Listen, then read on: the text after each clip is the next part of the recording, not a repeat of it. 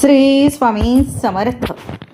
श्रावण महिन्यात एकदा तरी या एका झाडाला स्पर्श करा. सर्व दुःख, दारिद्र्य आणि कर्जमुक्ती होईल. मुलांची पतीची जोरदार प्रगती होईल आणि शत्रू लोटांगण घालेल. नमस्कार माझ्या माता भगिनींनो आणि भावांनो, या चॅनलवर तुम्हा सर्वांचे मनापासून स्वागत आहे. श्रावण महिना म्हणजे भगवान महादेवाच्या अथांग कृपेचा काळ. या पवित्र महिन्यात आपण उपवास करतो, शिवमूठ वाहतो, महादेवाला अभिषेक करतो. पण तुम्हाला माहीत आहे का, आपल्या सनातन धर्मात आणि ग्रंथांमध्ये अशा एका दिव्य झाडाचा उल्लेख आहे, ज्या झाडाला श्रावण महिन्यात केवळ स्पर्श केल्याने तुमच्या जन्मोजन्मीचे दारिद्र्य नष्ट होऊ शकते. होय, जर तुमच्या डोक्यावर प्रचंड कर्जाचा डोंगर असेल, घरात पैशाची चणचण असेल, कामात वारंवार अडथळे येत असतील किंवा घरात सतत आजारपण आणि अशांती असेल, तर या श्रावणात तुम्हाला फक्त या एका झाडाची ही गुप्त सेवा करायची आहे. पण थांबा, हे झाड कोणते आहे? ते तुळस आहे का, की पिंपळ, की बेलपत्र? नाही, हे झाड अत्यंत रहस्यमय आहे आणि या झाडाला स्पर्श करायची एक विशिष्ट वेळ आणि पद्धत असते. जर तुम्ही चुकीच्या वेळी स्पर्श केला तर त्याचा पूर्ण लाभ मिळत नाही. आजच्या या विशेष व्हिडिओमध्ये मी तुम्हाला त्या अद्वितीय झाडाबद्दल सांगणार आहे. तसेच श्रावण महिन्यातील अत्यंत प्रभावी आणि सोपे 3 गुप्त उपाय सुद्धा देणार आहे. हा व्हिडिओ शेवटपर्यंत नक्की पहा, कारण व्हिडिओच्या उत्तरार्धात सांगितलेल्या उपाय तुमच्या आयुष्याला एक नवीन दिशा देऊ शकतो. पुढे जाण्यापूर्वी कमेंट बॉक्समध्ये आत्ताच लिहा, श्री स्वामी समर्थ, ओम नमः शिवाय, ओम गंग गणपतये नमः आणि ओम नमो भगवते वासुदेवाय. भोलेनाथ आणि श्री स्वामी समर्थ तुमच्या सर्व मनोकामना पूर्ण करोत. जर तुम्ही चॅनलवर नवीन असाल तर व्हिडिओला आत्ताच लाईक करा, शेअर करा आणि चॅनलला सबस्क्राईब करायला विसरू नका. चला तर मग सुरू करूया आजचा हा अतिशय महत्त्वाचा व्हिडिओ. यंदा किती श्रावणी सोमवार आहेत? धार्मिक महत्त्व काय? धार्मिक मान्यतेनुसार, हिंदू धर्मानुसार श्रावण महिना अत्यंत शुभ मानला जातो. परंतु या महिन्यात सोमवारला विशेषतः भगवान शिवाला समर्पित आहे. भाविकांची अशी धारणा आहे की या दिवशी उपवास केल्याने आणि शिवलिंगाला जल अर्पण केल्याने भगवान शिव लवकर प्रसन्न होतात आणि भक्तांच्या इच्छा पूर्ण होतात. म्हणूनच श्रावण महिन्यातील सोमवारला विशेष धार्मिक महत्त्व आहे आणि मोठ्या संख्येने भक्त या दिवशी उपवास करतात. या वर्षी 2026च्या श्रावण महिन्यात किती सोमवार येतील? या 2026 वर्षात श्रावण महिन्यात एकूण 4 सोमवार असतील. या काळात भाविक या सोमवारी उपवास करतात आणि भगवान शिवाची विशेष प्रार्थना करतात. पहिला सोमवार झालेला आहे 17 ऑगस्टचा, दुसरा सोमवार 24 ऑगस्ट, तिसरा सोमवार 31 ऑगस्ट, चौथा सोमवार 7 सप्टेंबर. प्रत्येक श्रावणी सोमवारची शिवमूठ महाराष्ट्रातील प्रचलित परंपरेनुसार श्रावणातील प्रत्येक सोमवारी शिवलिंगावर वेगवेगळ्या धान्याची एक मूठ अर्पण केले जाते. याला शिवमूठ किंवा शिवमुष्टी व्रत म्हणतात. पहिला सोमवार तर झाला तेव्हा होते तांदूळ, दुसरा सोमवार तीळ असणार, तिसऱ्या सोमवारी मूग, तर चौथ्या सोमवारी गहू असणार आहे. या श्रावण महिन्यात शिव आणि शक्तीची आराधना केली जाते. म्हणूनच भक्तांच्या सर्व मनोकामना लवकरात लवकर पूर्ण होतात. श्रावणाचा संपूर्ण महिना हा भगवान शिव शंकराला समर्पित असल्यामुळे आपण या महिन्यामध्ये जे काही उपाय, मंत्र, जप, सेवा करतो त्याचा आपल्याला विशेष फळ प्राप्ती होते. श्रावण महिन्यामध्ये सोमवारचे उपवास करणे हे खूप शुभ मानले जाते. केल्याने महादेव आणि माता पार्वती दोघेही प्रसन्न होतात व आपल्या भक्तांच्या सर्व इच्छा पूर्ण करतात. तसेच हे व्रत स्त्रियांनी केले तर त्यांना अखंड सौभाग्य प्राप्ती होते. श्रावण महिना हा भगवान शंकराचा आवडता महिना आहे. म्हणून या महिन्यामध्ये भगवान शिवशंकराची पूजा केल्याने सुख, शांती, समृद्धी प्राप्त होते. या श्रावण महिन्यामध्ये भगवान शिवशंकर हे पृथ्वीवर असतात. म्हणून या दिवसांमध्ये ज्या सकारात्मक लहरी असतात ते जास्त प्रमाणात सक्रिय असतात. म्हणून त्यामुळे या श्रावण महिन्यामध्ये व्रतासोबत भगवान शिवशंकराच्या पूजेसोबत काही प्रभावी उपाय केल्यास त्याचे अनेक पटीने फळ प्राप्त होते. बंधू आणि भगिनींनो, श्रावण महिना हा केवळ एक पारंपरिक सणाची किंवा साध्या व्रताची वेळ नाही, तर ती निसर्गाच्या कणाकणात निसर्ग निर्माण होणारी ईश्वरी अलौकिक आणि दिव्य ऊर्जा आहे. या पवित्र दिवसात संपूर्ण ब्रह्मांडात शिवतत्व आपल्याला सर्वोच्च आणि सर्वाधिक सक्रिय रूपात पृथ्वीवर असतात. आपले ऋषीमुनी निष्कारण सांगून गेले नाहीत की निसर्गातील प्रत्येक वनस्पतींमध्ये ईश्वराचा वास असतो. श्रावणातील हा निसर्ग आपल्यावर कृपेचा वर्षाव करण्यासाठी सजलेला असतो. अनेकदा आपण पाहतो, आपण रक्ताचे पाणी करतो, रात्रंदिवस प्रामाणिकपणे कष्ट करतो, तरीही नशिबाची साथ मिळत नाही. मेहनत करूनही यश दूरच राहते. हातात आलेला पैसा क्षणात पाण्यासारखा वाहून जातो आणि डोक्यावर कर्जाचा डोंगर दिवस रात्र वाढत जातो. अशा वेळी माणूस आतून पूर्णपणे तुटतो आणि स्वतःलाच विसरून लागतो. माझ्याच नशिबात हे दुःखाचे फेरे का? मी तर कोणाचंच वाईट केले नाही, मग माझ्याच नशिबात ही दारिद्र्याची सावली का?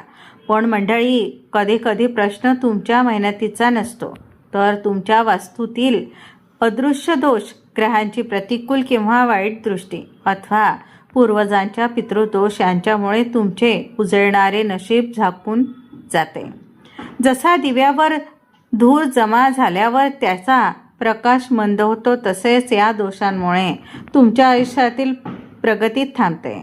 आता मूळ प्रश्न असा उपस्थित होतो की या श्रावण महिन्यात असे कोणते रहस्यमय झाड आणि पवित्र झाड आहे ज्यामुळे मुळामध्ये, खोडात आणि पानांमध्ये ब्रह्मा, विष्णू आणि महेश या त्रिदेवांचा आणि साक्षात महालक्ष्मीचा वास असतो.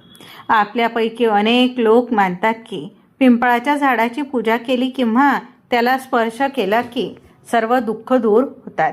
पिंपळ हे अत्यंत पूजनीय आणि पवित्र आहेच, त्यात शंकाच नाही. परंतु श्रावणात या विशेष काळात मी ज्या दिव्य झाडाबद्दल तुम्हाला सांगणार आहे त्याचे अनन्यसाधारण महत्त्व स्वयं महादेवांनी शिवपुराणात विशद केलेले आहे. या झाडाचे वैशिष्ट्य असे आहे की याच्या मुळामध्ये साक्षात पवित्र जलाचा आणि महादेवांचा वास असतो, तर त्याच्या हिरव्यागार पानांमध्ये माता लक्ष्मी, जगज्जननी पार्वतीची अखंड कृपा वसलेली असते. या वृक्षाला श्रावणात योग्य पद्धतीने केलेली केवळ एक स्पर्शसुद्धा तुमच्या जन्मोजन्मीचे दारिद्र्य मुळापासून उखडून फेकू शकतो आणि तुमच्या आयुष्यात समृद्धीची नवी पहाट आणू शकतो. माझ्या लाडक्या माता भगिनींनो आणि भावांनो, आता मी तुम्हाला त्या दिव्य आणि रहस्यमयी झाडाचे नाव सांगत आहे, ज्याच्या एका स्पर्शाने तुमच्या आयुष्यातील दुःखाचे डोंगर वितळून जाऊ शकते. ते झाड दुसरे तिसरे कोणतेही नसून आपल्या सनातन परंपरेत ज्याला शमीचे झाड आणि बेलवृक्ष यांचा अलौकिक संगम मानले जाते, तेच ते वृक्ष आहे. वास्तविक पाहता हे दोन्ही वृक्ष महादेवाला अत्यंत प्रिय आहेत, पण या श्रावण महिन्याच्या पावन काळात शमीचे झाड हे इतर सर्व वनस्पतींपेक्षा 1000 पटीने जास्त शक्तिशाली आणि फलदायी मानले जाते. आपल्याला हे माहीतच आहे की शमीचे झाड हे शनिदेवाच्या तीव्र कोपापासून, 7.5 आणि ढग्यापासून मुक्ती देणारे मानले जाते. परंतु खूप कमी लोकांना हे रहस्य माहीत आहे की श्रावण महिन्यात जेव्हा तुम्ही शमीच्या झाडाला अत्यंत श्रद्धेने स्पर्श करता आणि एक लहानसा सिद्ध मंत्र उच्चारता, तेव्हा तुम्हाला केवळ शनिदेवाचीच नाही तर साक्षात देवाधिदेव महादेव आणि धनाचे स्वामी कुबेरदेव यांची थेट आणि अपार कृपा प्राप्त होते. आता अगदी बारकाईने समजून घ्या, शमीच्या झाडाला स्पर्श कसा करावा आणि त्याची अचूक विधी काय आहे. योग्य वेळ आणि मुहूर्त सांगते, ऐका. हा उपाय तुम्हाला श्रावणातील कोणत्याही सोमवारी, शनिवारी किंवा श्रावण शुद्ध एकादशीच्या दिवशी करायचा आहे. वेळेचे भान ठेवणे अत्यंत महत्त्वाचे आहे. हा विधी संध्याकाळी म्हणजेच प्रदोष काळात करावा. सूर्यास्ताच्या 30 मिनिटे आधी किंवा सूर्यास्तानंतर 30 मिनिटांच्या या कालावधीत ब्रह्मांडात शिवतत्व आणि महालक्ष्मीची ऊर्जा सर्वोच्च शिखरावर असते. पूर्वतयारी सांगते, ऐका. संध्याकाळी स्नान करून स्वच्छ पवित्र वस्त्र परिधान करा. माता लक्ष्मीला नमन करा. मनात कोणताही कपट किंवा वाईट विचार ठेवू नका. मन पूर्णपणे शांत आणि भाविक ठेवा. विशेषतः अर्घ तयार करा. अर्घ म्हणजे पाण्याचे अर्घ. तुमच्याजवळ तांब्याचा किंवा पितळेचा एक तांब्यामध्ये शुद्ध पिण्याचे पाणी घ्या. त्यात थोडेसे कच्चे गाईचे दूध, काही काळे तीळ आणि अखंड न तुटलेला अक्षदा म्हणजेच तांदूळ टाका. पूजा विधी सांगते, ऐका. शमीच्या झाडाजवळ नम्रपणे जा. झाडाला प्रथम हळद कुंकू वाहा आणि मनोभावे नमस्कार करा. आता तुमच्या उजव्या हाताच्या तळव्यात शमीच्या खोडावर ठेवा, म्हणजे तळहात. ज्याच्या पानांवर अतिशय कोमलतेने आणि श्रद्धेने ठेवा. संकल्प करा. डोळे मिटा. तुमच्या डोक्यावर असलेले कर्जाचे ओझे, घरात चाललेली पैशाची चणचण आणि मनातील सर्व दुःखांची महादेवापुढे या क्षणी कल्पनेने मांडणी करा. त्यानंतर अतिशय कळवळीने म्हणा, हे दिव्य शमी वृक्षा, महादेवांचे आणि माता पार्वतीचे रूप असलेल्या हे पावन वृक्षा, महादेवाची अथांग कृपा माझ्यावर आणि माझ्या कुटुंबावर होऊ दे. माझे सर्व कर्ज, दारिद्र्य आणि संकटे या क्षणी नष्ट होऊ दे. जल आणि दीप अर्पण. त्यानंतर तुम्ही तांब्यात तयार केलेले दुधाचे व तिळाचे जल शमीच्या मुळाशी हळूहळू अर्पण करा. शेवटी तिथे गाईच्या तुपाचा एक तीळ तेलाचा दिवा लावा. माझ्या माता भगिनींनो, शास्त्र सांगते की जेव्हा तुम्ही पूर्ण विश्वासाने शमीच्या झाडाला असा स्पर्श करता, तेव्हा त्या झाडातून वाहणारी उच्च सकारात्मक आणि आध्यात्मिक ऊर्जा तुमच्या शरीरातील, मनातील आणि नशिबातील सर्व प्रकारची नकारात्मकता क्षणात शोषून घेते. तुमचे आयुष्य समृद्धीकडे झुकू लागते. माझ्या माता भगिनींनो आणि भावांनो, आता मी तुम्हाला श्रावण महिन्यातील असे 3 अत्यंत अचूक, सिद्ध आणि शास्त्रोक्त उपाय सांगणार आहे, जे तुमच्या आयुष्यातील दुःखाचा काळ कायमचा संपवून शकतात. हे उपाय अत्यंत सोपे आहे आणि तुम्ही हे घरातल्या घरात किंवा जवळच्या शिवमंदिरात जाऊन अगदी सहज करू शकता. पहिला उपाय, महाकर्जातून मुक्ती आणि धनवृद्धीसाठी दिव्य बिल्बपत्र विधी. जर तुमच्या डोक्यावर कर्जाचं डोंगर असेल, व्याजाचे हप्ते भरून तुम्ही थकले असाल आणि बाहेर पडायला मार्ग दिसत नसेल, तर हा उपाय तुमच्यासाठी संजीवनी ठरेल. काय करावे सांगते.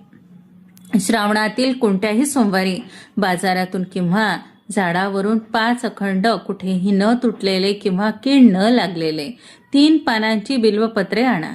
ती पाने स्वच्छ धुवून घ्या. त्यानंतर पांढऱ्या किंवा पिवळ्या चंदनाची पेस्ट तयार करा.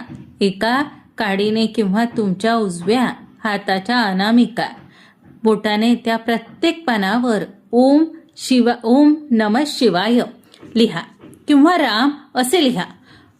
अर्पण कसं करावे सांगते.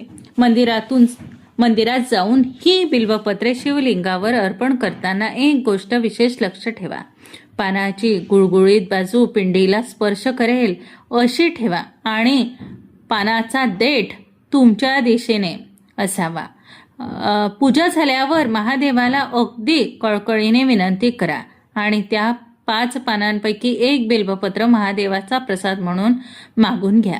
ते पान एका लाल कपड्यात किंवा कागदात गुंडाळून तुमच्या तिजोरीत कॅश बॉक्समध्ये किंवा पाकिटात ठेवा.